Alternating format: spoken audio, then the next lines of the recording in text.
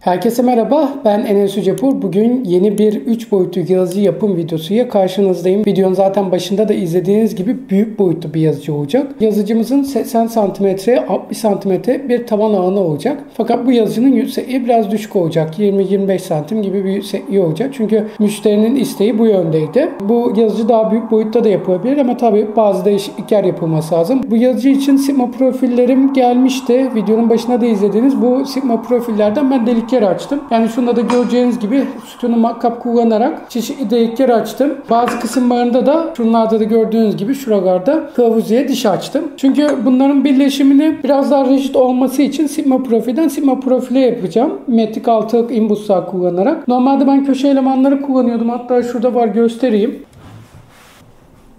Mesela şunlar gibi. Burada L köşe, gizli köşe elemanı var. Şurada dışarıya taktığımız bir köşe elemanı var. Bunu takıyoruz. Diğerini dip mi var? Buraya takıyoruz. Bunlar var. Ya da 3 köşe elemanı var. Üst tarafta mesela bir köşeye takıyorsunuz. Diğer profili buraya, diğer profili buraya takıyorsunuz. Fakat bunlar çok kuvvetli bir rigidlik sağlayamıyor. Tabii bunu taktığımız zaman 20'ye 40'lık bir profilde şuraya takıyoruz. Ötekini de buraya takıyoruz. Ya profili aslında esnettiğinizde çok esnemiyor ama gene de zayıflık oluyor çünkü çok küçük bir noktadan tutuyor. Yani burada sadece tek bir vida, burada tek bir vidayı tutuyor. Fakat bu profilleri birbirine dip bir şekilde mesela şöyle iki noktadan birden vidaladığınız zaman buna bayağı kuvvetli vidalıyorsunuz bunları. Tutuma çok daha kuvvetli oluyor. Bunu da nasıl yaptım? Önceki bunlardan bir metrik altılık bir delik açıyorum ben. Şurada da gördüğünüz gibi şu delikleri açıyorum, metrik altılık. Bunları tam hizalamak çok önemli. Bunu normal bir matkapla delemiyorsunuz. Sütunlu matkap olması lazım. Sabitlemek gerekiyor. Çünkü bunların yeri çok kritik. Böyle 1 milimetre bile oynasa bir sonraki birleştiğinde hafif yukarıda kalıyor. Ya da yana kayıyor. Ya da delik düzgün açılmazsa Sigma profile tam birleşim sağlayamıyoruz. O yüzden bu deliğin çok düzgün açılması için sütunlu matkaba çok iş düşüyor. Mesela ben buradaki tüm profilleri bu şekilde sütunlu matkapla delmek için ve dişleri açmak için 1,5 gün harcadım. Ve hepsini de bitirdim. Şu anda montajı hazır. Bunları birbirine montajlayacağım. Biraz yazıcıdan bahsedeyim ben. Yazıcımız güncel bir yazıcı olacak. Clipper sistemi olacak ve bu boyutta olup da hantal olmayan bir yazıcı olacak. Bayağı hızlı bir şekilde çalışan yazıcı olmasını planlıyorum. Hafif bir sistem tuttum. Yani yine NEMA 17 motorlar var. Bu boyutlarda normalde NEMA 23'e geçiyorum. Fakat bunda ilk defa değişik bir şey deniyorum. NEMA 17 motorları bir eksende çift motor kullandım ve bunlar da büyük motorlar. 60 mm Stepper Online'ın motoru. Bunlar altlı üstü duracak şu şekilde ve iki motor aynı anda çalışarak bir ekseni hareket ettirecek. Biri sağ, biri soldaki üstteki motorlar aynı yönde, alttaki motorlar aynı yönde olacak. Böylece güç dağılımını aslında biraz daha iyi bir hale getirmiş oluyoruz. Normalde tek motor üstte, tek motor altta oluyordu Core XE sistemde. İki köşede oluyordu. Fakat iki motorun da kafaya kayış mesafesinden dolayı biraz dengesizlik oluyordu. Fakat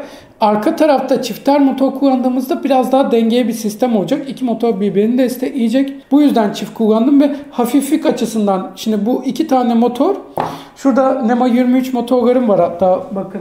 Normalde bu sistemde şu motorları kullanırız fakat bunun bir tanesi şunun iki tanesinden birazcık daha ağır. Bunu kullanmayacağım. Daha hafif olduğu için Z ekseninde daha kolay bir hareket sağlayacağım. Bu motorlardan aslında bir küçüğü de var fakat bu motor sürmek için normal bizim sürücüye yeterli olmuyor. Bunlar 3 amper çekiyor, 5 amper çekiyor, yüksek amperler çekiyor. Bunlar için ayrı sürücü gerekiyor. Tabii bunları kullanırsam eksende bir tane kullanmam gerekiyor. Kullandığım anakart ona göre daha müsait oluyor. Yani anakartta çok fazla sürücü yeri harcamıyoruz. Fakat bunlardan şimdi 2 tane X ekseninde kullanacağım. 2 tane Y ekseninde yani Core XE, XE diye ayırmak doğru değil ama öyle diyelim. 4 tane de Z motor olacak. Yani 8 tane motor X, Y, Z'deki hareketi yapacağız sadece. Onun dışında kafada da motor olacak. Bu 9. motor şu. Kafadaki motor fakat anakarttan almayacak. Burada TMC 2209 sürücüsü üzerinde. Bunu CAN portla bağlayacağım. Bu kafada güzel bir kafa olacak. Fan sistemi de oldukça kuvvetli ve güzel.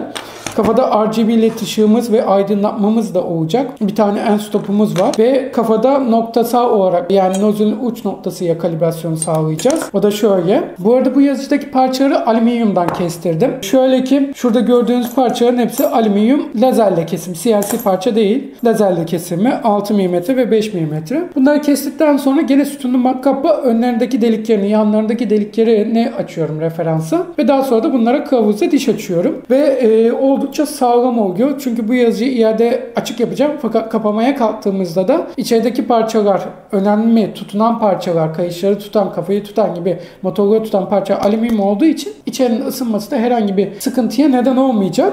Ve daha rigid olacak tabii. Alüminyum olunca sistem daha rigid oluyor. Gene print parça da kullanacağım ama print parça daha ara parça, daha önemsiz yerde olacaklar. Onun dışında neden bahsedebilirim? RAI sisteminden. Mesela Y ekseninde MGN 15, X ekseninde MGN 12 sistem kullanacaktım fakat hesapladığım ağırlık biraz fazla oldu. O yüzden Y ekseninde de MGN 12'ye geçtim. MGN 12 yeterli olur olmaz o biraz tartışılabilir. Fakat yaptığım hesaplamaya göre MGN 12 yeterli olacak bu sistemde. Çünkü hafif tutmak istiyorum sistemi. Motorların rahat çalışmasını istiyorum ve sistemin de olabildiğince hafif fakat hızlı olmasını istiyorum. Dinamik bir yazıcı olacak. Bu boyutta olup da bu kadar hızlı olan bir yazıcı aslında şimdiye kadar yapmamıştım. Bakalım kaç milimetre bölü saniye hızlara çıkabilecek düzgün bir şekilde. Bu arada Z ekseninde de raylarım var. Z ekseninde de şurada gördüğünüz MGN 12 raylar var. Bu yazıcıda bütün aslında elimden gelen şeyi kullanmayı planlıyorum. Mesela Z ekseninde Woblex dediğimiz mildeki yamuklu olan bir sistemi kullanacağım. Vidal'in somunun altına takılan bir sistem. Kafada güzel bir sistem kullanacağım. Raspberry Pi'ye Facet Spider anakartını kullanacağım. Onun dışında zeminde silikon ısıtıcımız olacak fakat 4 farklı silikon ısıtıcı olacak. İstediğimiz silikon ısıtıcıyı açıp kapatabileceğiz. Yani tamamını ısıtmaya gerek yok. Tamamını ısıttığımız zaman çok fazla elektrik harcayacak. Fakat tekini kullanarak çalıştırdığımızda bir elektrikten tasarruf sağlayacak şekilde de ayarlıyorum sistemi. Bu arada önemli bir nokta. Bu yazıcının tablası sabit. Tablası hareket etmeyecek. Sadece X ve Y eksenindeki Core XE sistemi olduğu gibi yukarı aşağı hareket edecek. Bunu da aslında stabilite için yaptım. Çünkü tablo çok ağır oldu. Hatta bu XE ekseninden daha ağır oluyor tablomuz. O yüzden tabloyu sabit tutmak daha mantıklı. Tablonun üzerindeki yük de artıyor. Büyük çıtlarda yük yer değişken oluyor. O yüzden de tabloyu sabit tutmak istedim. Zaten ben 50'ye 50 yazacağın üzerinde artık tablonun sabit kalması gerektiğini düşünüyorum. Şimdi aktaracaklarım bu kadar. Zaten yazıcıyı biraz sonra yapım sürecine geçeceğim. Bunları birleştireceğim. Hatta şu an Sigma profilleri birleştirmeye başlayacağım. Ve zaten videonun ilerleyen kısımlarında da yazıcı ortaya çıktıkça siz de daha net yazıcıyı göreceksiniz. Şimdilik aktaracağım bu kadar. Yazıcımıza başlayalım.